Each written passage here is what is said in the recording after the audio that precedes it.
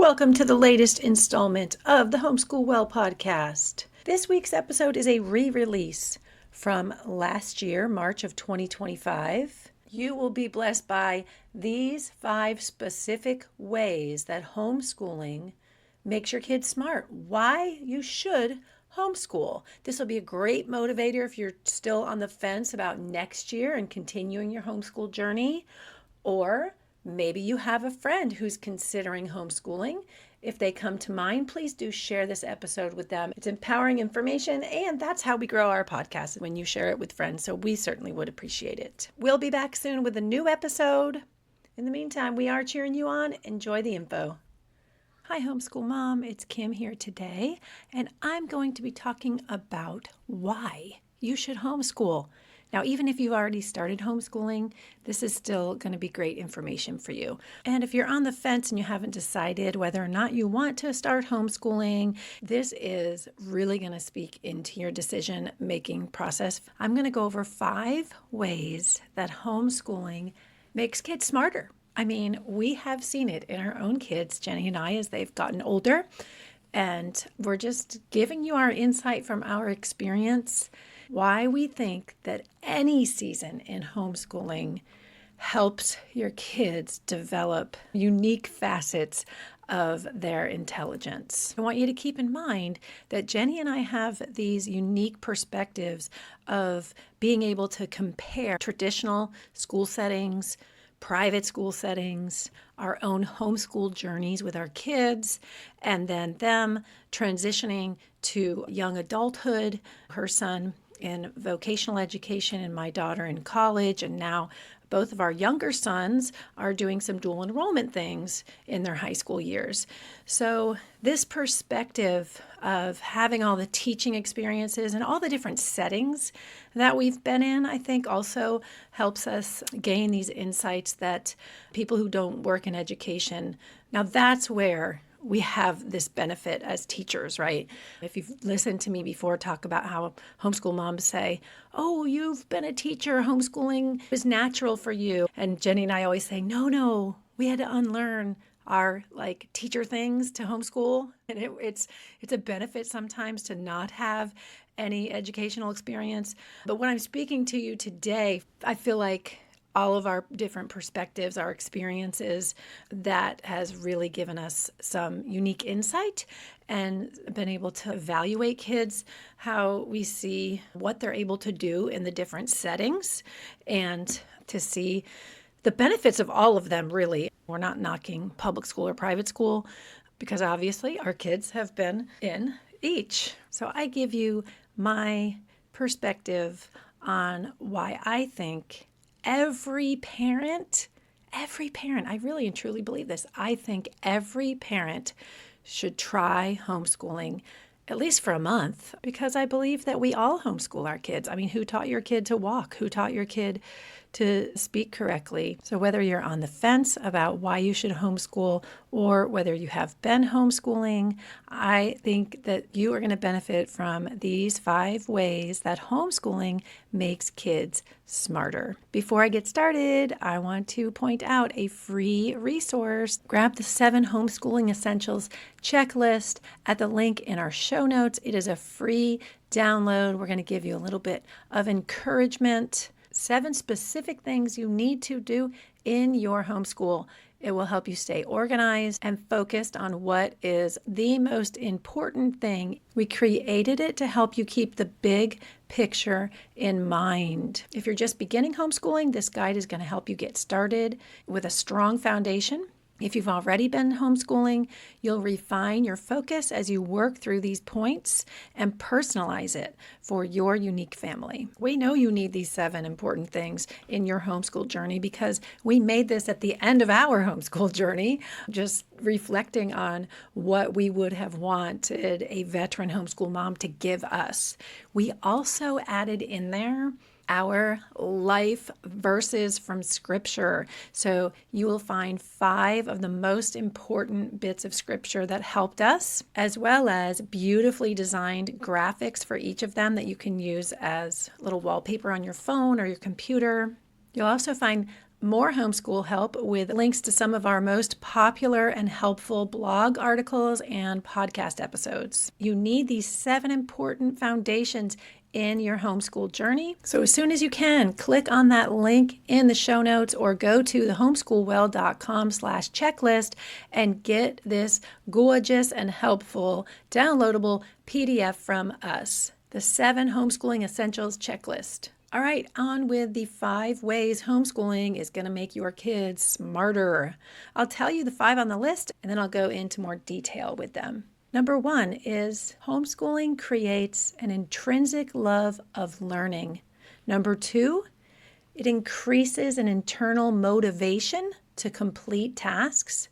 Number 3, it inspires and improves their ability to work independently. Number 4, their ability to collaborate with peers and adults is going to improve, aka increased social skills, okay? And number 5, kids will become more acquainted with how they learn best.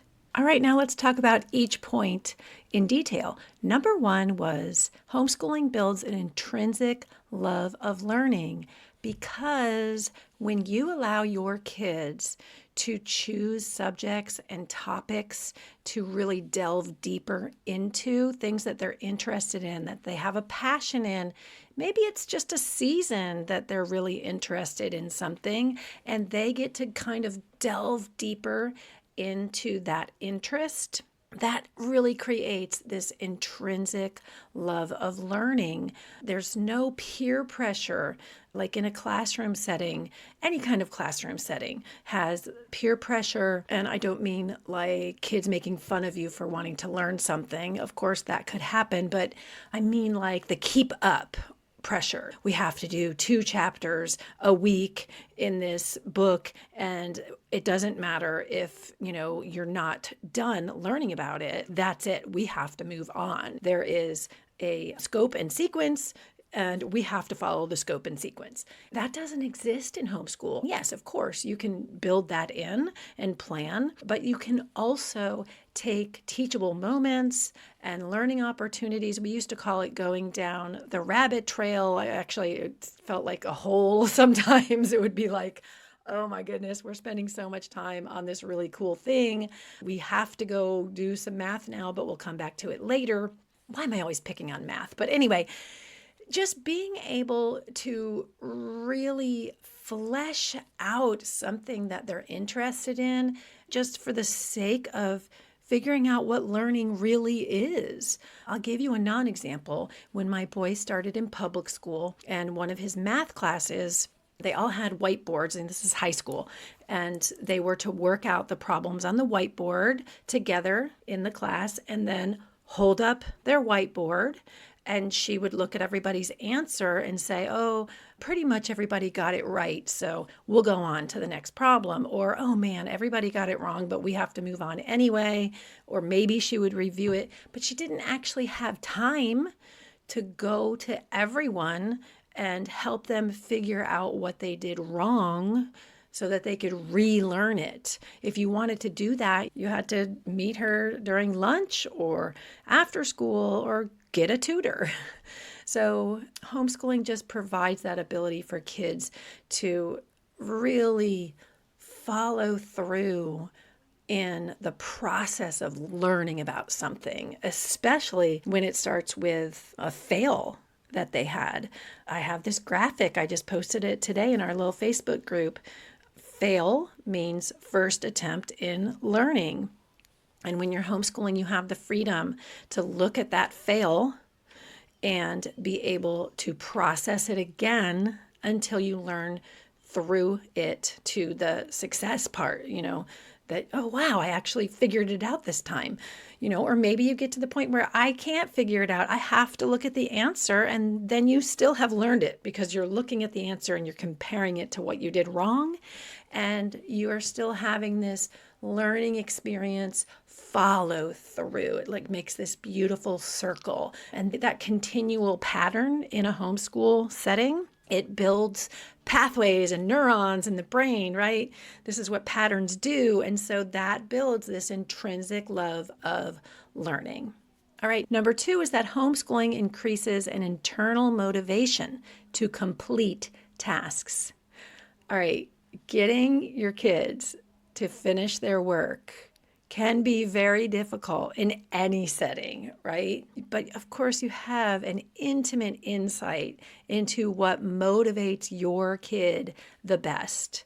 We as teachers in a corporate setting, if we have a kiddo who's having a hard time being motivated, the first thing we do is contact the parent and say, hey, what do you do to motivate your kid to get things done? How can I speak to him, or what can I present to him? Is there some kind of an award or prize that he would work towards that would help him be motivated to complete tasks? Well, you are the teacher in a homeschool setting, and so you know exactly how to motivate your kid to complete a task. And if you don't really know, you can have a conversation with them about it and have them think about it. And that right there creates a connection in their own mind, and it builds this internal motivation to complete tasks. Like, I know that my son needs a time factor. He needs a planning stage around, like, this is going to be my day. He liked to have a daily sheet of his tasks so that he could figure it out in his own timeline of how he wanted to do it. Wants to do it. I mean, now that he's in high school, he does that on his own, but it requires me to trust him. And that had to build. I had to see him do it, and for us, it was always, he wanted to do his work late when I was exhausted and I want to deal with it. But once I knew that he was following through and doing it, I was okay with it. And I could look at it the next day and he would finish it later in the day, and that worked for him. What did that do for him? It increased his internal ability to be motivated to complete a task. That's pretty mature and important about school and any life skill, right? It's never going to be perfect because we're human and we get lazy, right? All of us do. But there is that time of being able to reflect and learn about themselves and what motivates them. Number 3 is that homeschooling inspires and improves their ability to work independently. And that is pretty much the next step about their increase in internal motivation and their enhancement of their love of learning, is that they do want to do their work on their own. When you set up these opportunities for them to really experience what learning is, and you've helped them discover what motivates them when it comes to their interests and their passions, it just naturally follows that they are going to be able to work independently and be excited about the time they get to spend on a subject or a topic that interests them. They want to be able to hone their craft, so to say. Now, this does require you, homeschool mama, to get out of the way. Oh dear. I have wonderful homeschooling mama friends who I have gently spoken to about this, like, ooh, you have to stop doing the thing for your kid. Like, just let them do it and fail and learn from it and continue to figure it out by themselves. Like, you have to get out of their way and give them space, opportunity, a feeling of safety, a feeling of it's a challenge and not a burden to be able to work on something by themselves. I know that's a hard skill because I am such a control freak. I literally would have to press my lips together sometimes so that I wouldn't speak for my boy who is shy and needs a lot of processing time. Or I would want to interrupt my daughter who speaks a lot and try to make her just shush, shush, shush. It takes that mindset of being able to get out of your kid's way, let them work independently on something, let them tell you, let them give you a plan of what they want to do, and have expectations, have boundaries, have a time limit, certainly have like a supplies limit. My boy always wanted to make mixtures of things in a bowl, anything that was like liquid and powdery that he could put in bowls. And it was like, no, you can't use the nice bowls. Use these buckets if you're going to put mud and dirt and rocks in it. I don't want you to ruin my nice dishes. And you can't put acid in there or something because it's going to hurt you. So yes, you have to create boundaries for their protection and time limits for your sanity, but you always want to give opportunity for them to continue to improve on their ability to work independently. And number 4 is a complement to working independently, which is that their ability to collaborate with peers and adults is going to improve. Is this a mind-blowing concept, especially to those people who are like, oh, you're going to homeschool. What about socialization? I hate that question. And I'll tell you that when I started, I had that same question and worry. And there was a fantastic veteran mom. I did not know her very well, but I just was so impressed with her and her kids. She had like 7 kids that she homeschooled, all of them. And she just looked me straight in the eyes and with a sweet smile and a gentle way said, who better do you want your kids to be socialized from than you and your husband and your family? Than each other. This is a socialization moment here that we're having during homeschooling. And so very often, homeschoolers are interacting with kids of all different ages, older kids, young adults, older adults, their parents' friends, and they have more opportunity to build collaborative types of friendships because you homeschoolers are not just doing things at home, right? You're going out in the community. And so they have these opportunities to speak to all kinds of people from the community, and that is building social skills. Then if you build in projects with small groups, for us, it was the 4-H clubs that we were in, being active in our church's children's programs and service opportunities there, in local homeschool support groups. There were many opportunities for my kids to be in small group, collaborative projects. I mean, even if it's during a play date and they're working on making a fort at the park out of sticks. I mean, that's a cooperative, collaborative environment. And then you have all the mamas around. I used to love when my homeschool mama friends would have a teachable moment with my kid and I was like nowhere near, or if I was near them, but I wasn't involved at all. And so I got to watch them being taught by my friend, right? Their homeschooling friend's mom. It takes a village. We all just took care of each other's kids. If they needed to be redirected, or if they needed help or praise or helping them work out amongst themselves, if they had an argument, it was just a collaboration effort. And so that trickles down naturally to your children. They see you all working together for their good, and so they are going to work together for the good of the group.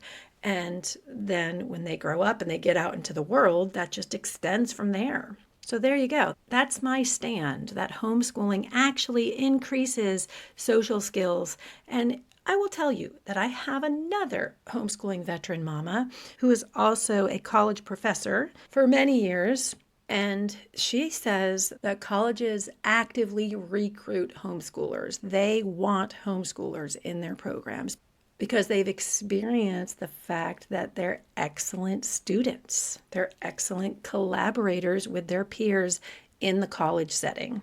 That right there is encouraging and inspiring about homeschoolers and social skills. And number 5 is that homeschooling will help your kids become more acquainted with how they learn best. I kind of talked about this a little bit, but I want to bring the point of learning styles into this part. And I'm sure you've heard of this, are you an auditory learner, a visual learner, a kinesthetic learner? Are you more geared to learn something better if it's accompanied with music? So a homeschool situation is going to allow your kids to really pinpoint how they learn best as far as those elements are concerned. And if you're having consistent and regular conversation with them and getting their feedback, just asking them, when we practiced our spelling words, what did you think was the best way to practice them? When you wrote them down 5 times each, or when we put them to a musical tune, or when we clapped our hands, or when you traced them in the sand. You're constantly doing these different and fun activities with your kids when you're homeschooling that extend far beyond books and just sitting at the table. Everything just opens up as a teachable moment and an educational opportunity, right, when you're homeschooling.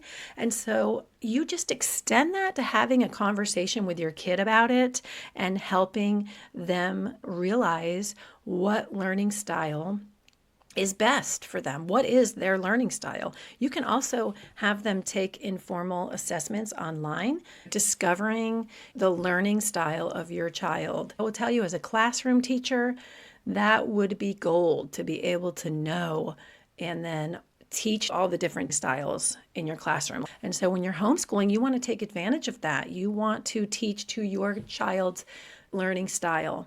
And that is what is going to, circling back to the first things on the list, that is what's going to create this intrinsic love of learning, this internal motivation to complete tasks, and help them work more independently because they are learning in their lane, right? In their learning style lane. That's a nice visual.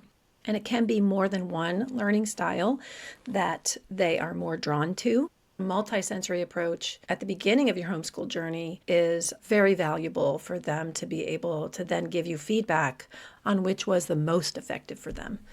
That's the 5 things on the list. And I'm going to give you a bonus, but before I do, I need to address this one thing that early in my homeschool journey, one of my friends was always so worried about. It was gaps. Kim, what do I do about the gaps? There can't be any gaps. She didn't want there to be gaps in their kids' learning experience. And I said, girl, as a classroom teacher, it was like a gapathon. I mean, there were so many gaps everywhere because I had to be so flexible and there was constant distraction. And so, yeah, in any educational setting, there's going to be gaps. And we, as followers of Jesus, we just cover that over in prayer. And we know that if we are truly centered in His will and we are continuing to get to know our kids and what their giftings and talents are, then it's not a gap. It's you're focusing on the best thing for them. Everybody's not going to be a mathematician. Everybody is not going to be a surgeon. We don't want everyone to be police officers. This is why God gave us giftings and talents. And so it's okay in your homeschool to think of it as it's your focus. Think of the focus and the targets and the goals, not of what are they missing, but what are you doing? What are you focusing on? What treasure are you unearthing in your focus and in your pointed journey? That's a powerful perspective. So the bonus of why you should homeschool, if you are not paying attention to the trend in the United States of America, and frankly, the entire world, if you really start investigating the push for school choice programs and freedom in education and parents wanting to be empowered about where their students are educated, what they are educated with, the kind of curriculum that they're exposed to. These are the trends in education. Just in the news this week, it's about the U.S. Department of Education being ended. And that's scary to a lot of people, but to an innovative educator like us, like the Homeschool Well, it is so exciting. It's like a renaissance in education. And I encourage you to do some research on it, especially South Florida. South Florida's micro school movement is on fire. And Florida in general has led the way to this school choice program with their Step Up for Students scholarship. And every week, it seems like another state is joining in on school choice. I encourage you to look at your state and where they are in educational savings accounts. ESA is the acronym. There are so many teachers, public school, private school, who are fed up and they don't want to teach like that anymore. They're leaving. They're starting these amazing micro schools. There's brick and mortar options, online options, all kinds of things. And so it is very exciting, and it's a great time during this educational renaissance for you to join in and see what resources you can get for your kids from your state in terms of dollars. And just let your dreamy education goals come to life, even if it's just for one school year season. Make a vision board of the dreamy learning day that you would have with your kids and seek out some resources that will support it. And that is where I will plug our life-giving community and coaching resources. We also offer homeschool evaluations that are like celebrations, y'all. We are giving you all kinds of empowering ideas during our evaluation sessions. And recently, we have even added achievement testing to our menu of services. We do the KTEA 3 achievement test. And if you are a resident of Florida and you have the Step Up for Students scholarship, you can use your funds to cover the cost of any of our services. And we are actively applying to other states to get our online services covered by their ESAs as well. So if you don't live in Florida, you have a scholarship in another state and want to use your funds to acquire our services, contact us and let us know, and we will put that application on our priority list. All right, I hope these reasons why you should homeschool inspired you to make a decision or just encouraged you in your current homeschool path. And remember to go to the link and get the free downloadable checklist, the 7 homeschooling essentials. Get those beautiful graphics of our scripture verses, use them as wallpaper on your phone, and continue to be encouraged. We'll see you next week with another new episode of the Homeschool Well podcast. Have a great day.